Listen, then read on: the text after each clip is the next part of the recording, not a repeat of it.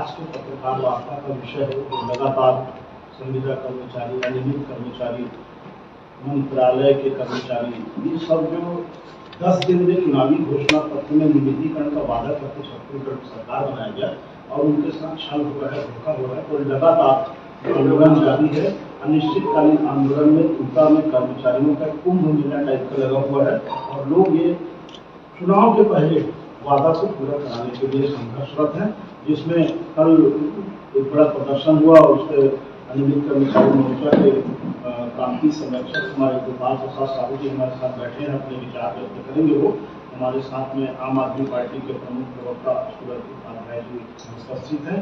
कुल मिलाकर कांग्रेस सरकार के द्वारा किए जा रहे वादा खिलाफी और दूसरी तरफ सीधी भर्ती करके कार्यालयों में, विभागों में पदों को तो भर लेंगे, पद ही नहीं बचेगा तो नियमितीकरण कहाँ से होगा। कुल मिलाकर नियमितीकरण नहीं होगा, इस शंका से आक्रोश से आंदोलन हो रहा है। कल इनके आंदोलन में झुमा-झपटी हुआ, कई लोग घायल हुए हैं, कुछ कर्मचारी नेता जैसे वगैरह उनके खिलाफ FIR दर्ज हुआ है। हमारे संविदा के हजारों कर्मचारी त्याग पत्र दिए। कुल मिलाकर के 2 बार और 12 रन अंतिम संघर्ष हमारे कर्मचारी कर रहे हैं। मैं आदरणीय सूरज उपाध्याय जी से अनुरोध करूंगा। आप सभी पत्रकार साथियों को मेरा सादर प्रणाम।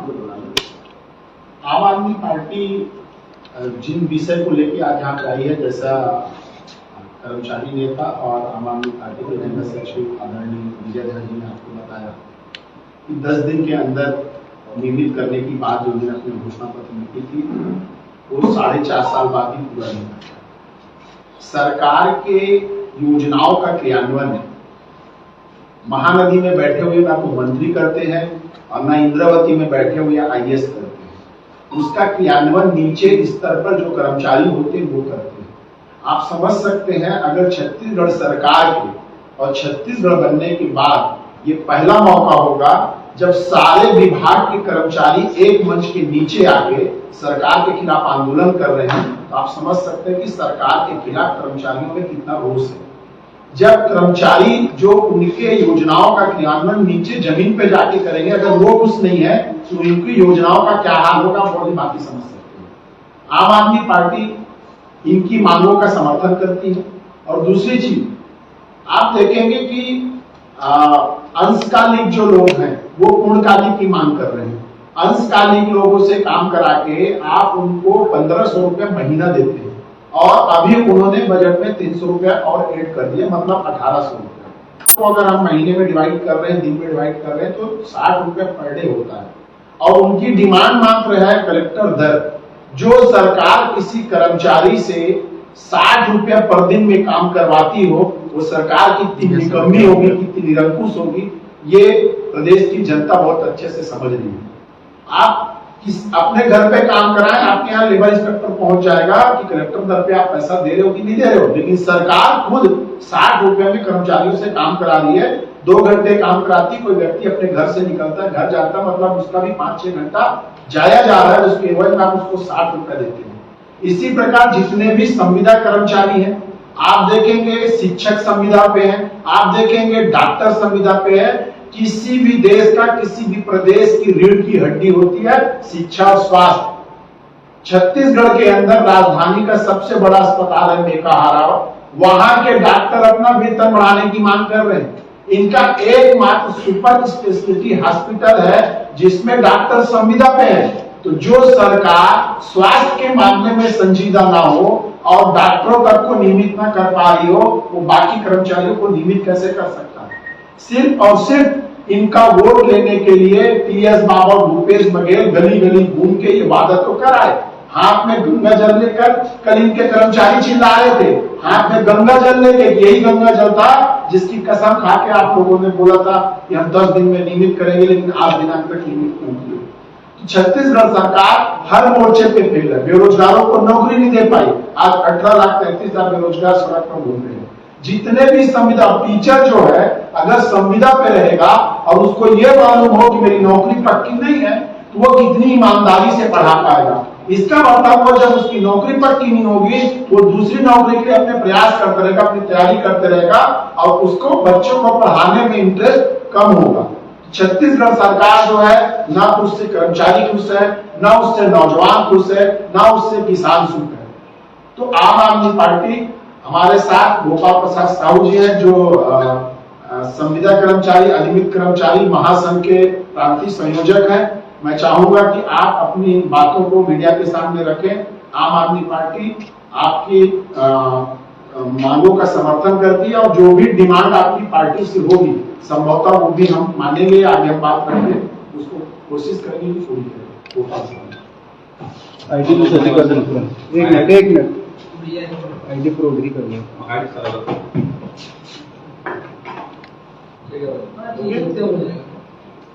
बहुत बहुत धन्यवाद बंध्या साहब, और मैं उपस्थित पत्रकार बंधुओं को सादर नमस्कार करता हूँ।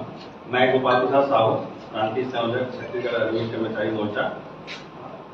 मोर्चा प्रदेश के लगभग 60 से अधिक संगठनों का एक मोर्चा है, और हमारी मोर्चा नियमित के सभी वर्ग जैसे संविदा, दैनिक वेतनभोगी, कलेक्टर दल, समाज स्तर पर जो कार्य करते हैं श्रमिक, उनकी इसी प्रकार जो अंशकालिक है, जो जाल दर है, जो मानदेय में है, आउटसोर्सिंग देगा, ये मतलब अनियमित की जो 7 प्रकार की कैटेगरी है सभी का प्रतिनिधित्व करता है।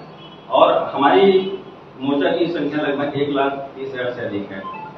मैं बताना चाहूंगा कि वर्तमान सरकार ने सत्ता में आने पूर्व हमको 10 दिन में नियमित करने का कमिटमेंट दिया था, और अपने कमिटमेंट के अनुरूप उसने अपने जन घोषणा पत्र के बिंदु क्रमांक 11 में छत्तीसगढ़ के जो शासकीय कार्यालयों में अनियमित संविदा, दैनिक वेतनभोगी कर्मचारी हैं उसको नियमित करने और किसी की छटनी नहीं करने की बात की है। इसी प्रकार आउटसोर्सिंग और ठेका बंद करने की बात बिंदु क्रमांक 30 में है, लेकिन इस वादे के विरुद्ध सरकार ने 10,000 से अधिक जो अनियमित कर्मचारी है उनकी छटनी कर दी गई है।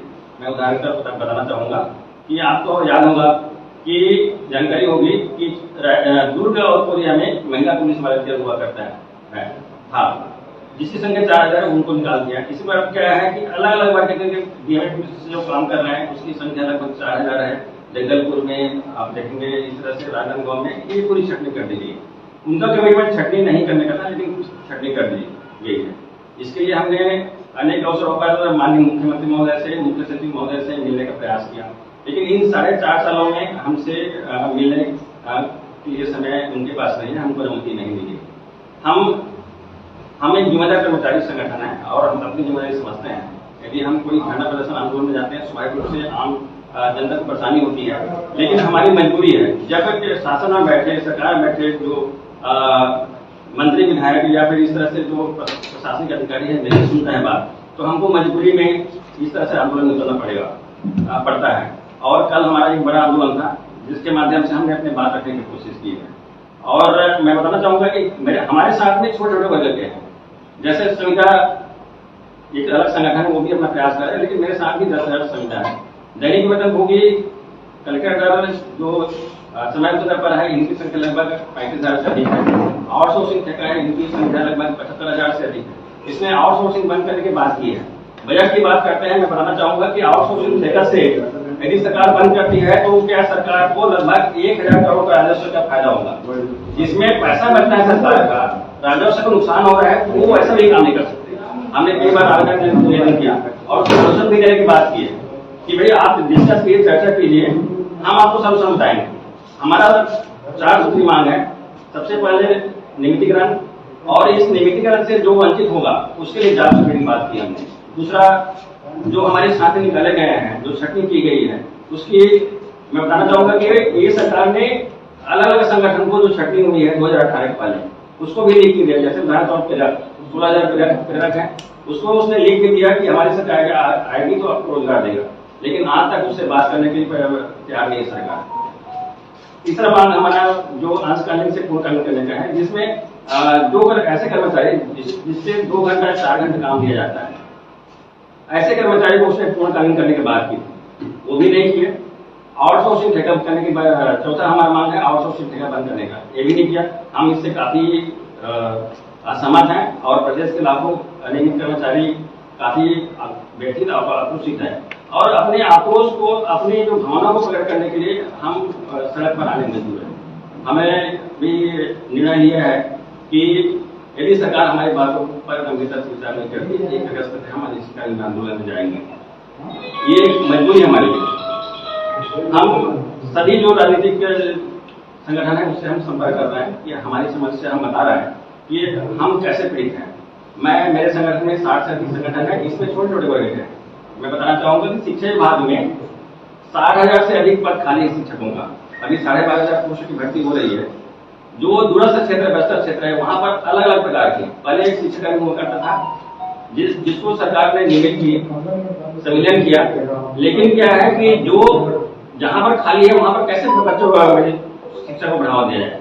तो लोकल जो प्रशासन है, जिला प्रशासन है, अलग अलग प्रकार से रखा हुआ है। जैसे बीजापुर सूबे में शिक्षक जिसको मात्र के 8,000 वेतन दिया जाता है। इसी प्रकार दंतेवाड़ा, नारायणपुर, कांकेर यहाँ पर स्थानीय शिक्षा करते हैं जिसको केवल 6,000 8,000 अलग अलग प्राइमरी स्कूल के टीचर है, मिडिल स्कूल के या हाई स्कूल के, उस हिसाब से 6,000 8,000 तक वेतन देते हैं। और इसी प्रकार जो कोंडागांव में ट्यूटर शिक्षक जिसकी संख्या 508 है, वहां पर भी यही स्थिति है। नारायणपुर में कम से कम 85 जो शिक्षक है अतिथि शिक्षक वो जॉब से निकाल दिया। 160 शिक्षकों को वेदनपुर से निकाल दिया। इस तरह से काफी छटनी हो रही है। ये जो शिक्षकों की कैटेगरी है, मैं आगे बढ़ना चाहूंगा। प्लेन एरिया में आता हूँ तो जो कबीरधाम में आप देखिए, कबीरधाम जानते हैं, वहां पर भी काफी शिक्षक की कमी है। वहां पर 125 शिक्षक शाला संवाई के रूप में काम कर रहे हैं, अलग अलग। इस तरह मुंगेली में भी है। ये शिक्षकों की स्थिति काफी बुरी है। हमारा दूसरा कैटेगरी साथी है जो किसान मित्र है। सरकार केवल उसको 1,000 रुपये देते हैं। आप सोच सकते हैं कि 1,000 रुपये क्या करता होगा। और इन किसानों के बदौलत ही, ये किसान मित्र की बदौलत ही आज हमारे प्रदेश का जो प्रोडक्टिव है, जो खाद्यान्न जो उत्पादकता है, उसमें काफी वृद्धि हुई है। और ये जो किसान मित्र है, हमारे जो किसान होते हैं उसको जो नवाचार होती है, नई तकनीकी होती है, उसकी जानकारी देते हैं ताकि वो किसान अधिक से अधिक, क्योंकि जमीन तो उतना ही है, जमीन तो बढ़ा नहीं बल्कि कम होगा, लेकिन उसी जमीन में अपने उत्पादन को कैसे बढ़ाया जाए इस पर वो फोकस करके सलाह देते हैं। और इस किसान मित्रों को केवल 1,000 रुपये तनख्वाह दिया जाता है। इसके लिए हमने कई बार पत्रकार भी किया, भारत सरकार से भी किया। नेक्स्ट मैं आऊंगा तो हमारा एक कैटेगरी का साथी है, जैसे जो पंचायतों में काम करते हैं। पंचायत में पंचायती राज व्यवस्था के तहत 14 जो भी इस तरह से सिस्टम होता है उसके तहत कंप्यूटर ऑपरेटर या वित्त रखने प्रोग्राम है, उसको मात्र 1,500 2,000 3,000 इस तरह से तनख्वाह दिया जाता है। हमने इसके लिए बात किया, लेकिन बात करने के लिए तैयार नहीं है। हमने क्या अधिकारियों से मिला, बात करने के लिए तैयार नहीं है। ये सारे बिंदु बनाए हमारे साथ हैं। तो अलग अलग प्रकार के हमारे साथ कर्मचारी है। जैसे दोस्तों ये है, आप सोच सकते हैं हम अपने घर में खाना बनाते हैं तो 4 लोग खाना बनाने के लिए 1 से 1.5 घंटा लगता है। अब उसमें औसतन क्या है, 25 बच्चों के लिए एक है। अब 25 बच्चों को खाना बनाना कितना टाइम लगता होगा, उसको कम से कम 5 घंटे लगता है। उसको वेतन कितना मिलता है, 1,500 रुपये महीना मिलता है। यदि 20 दिन भी इसको लगता है, 20 दिन भी खाना बनाता है, कितना लगता है। हमने इसके लिए पूरा भारत सरकार को लिखा और राज्य सरकार को भी लिखा। हमने जाके बात किया, डायरेक्टर हमसे खड़े खड़े मिला चाहते हैं, ठीक से बात करने के तैयार नहीं। ये स्थिति है। तो ये बहुत सारे योजनाएं हमारे साथ है और अलग अलग वर्ग के कर्मचारी है।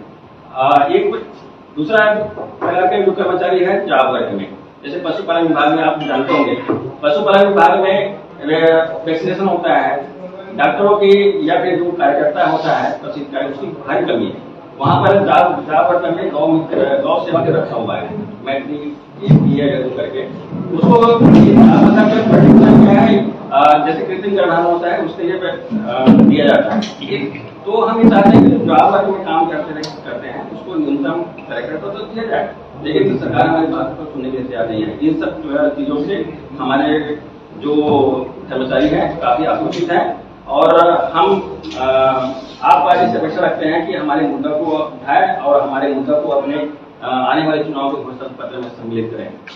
धन्यवाद। आप क्या शामिल हो रहे हैं क्या? नहीं, आप देखिए, मैं कर्मचारी हूँ, मैं 18 साल से कर्मचारी हूँ और मेरे भी कोई इस तरह से कोई अभी नहीं है विचार कि मैं किसी पार्टी में शामिल हूँ। ये सीधे घोषणा पत्र समिति के अध्यक्ष या मुख्यमंत्री बन गए हैं, क्या आप लोगों ने उनसे मुलाकात की है क्या? देखिए, हमने कई बार अलग अलग मंचों पर उनसे बात की, मिले भी, हमारे साथ मिले हैं। उनका कहना है कि ये इसको तो माननीय मुख्यमंत्री ही कर पाएंगे, ये उसका स्टेटमेंट है। खुद का उसमें आपकी किस तरह की करने की क्षमता नहीं है, तो हम उससे क्या बात करेंगे। शॉर्ट बात कर लेते एक मिनट तुरंत ही आप ही और आप बोलिए। छोटू जी लाइट आ रहा है आपका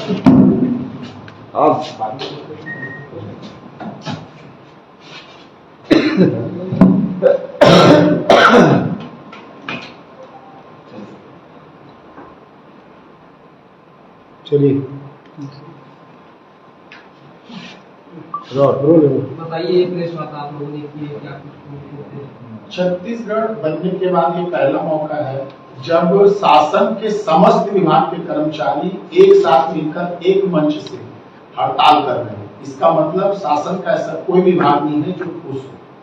सरकार ने जब घोषणा पत्र बनाने के पहले सारे कर्मचारी संगठनों के तंबू के नीचे जा जाके वादा करके आए कि हम आपको 10 दिन में नियमित करेंगे, लेकिन जैसा भी पता चल रहा है कि इन लोग 4.5 साल तक न तो मुख्यमंत्री ने मिलने का टाइम दिया, न चीफ सेक्रेटरी ने मिलने का टाइम दिया। और अगर कर्मचारी खुश नहीं है तो जनता तक शासन की योजनाओं का क्रियान्वयन हो ही नहीं सकता। और इनकी अगर मांगे पूरी नहीं होती तो 1 तारीख से ये बेबुनियादी हड़ताल पे जाने की बात कह रहे हैं। इनकी सारी मांगों के साथ आम आदमी पार्टी खड़ी है और इनके 1 तारीख के आंदोलन को आम आदमी पार्टी पूरे छत्तीसगढ़ में पूरी ताकत के साथ समर्थन करेगी।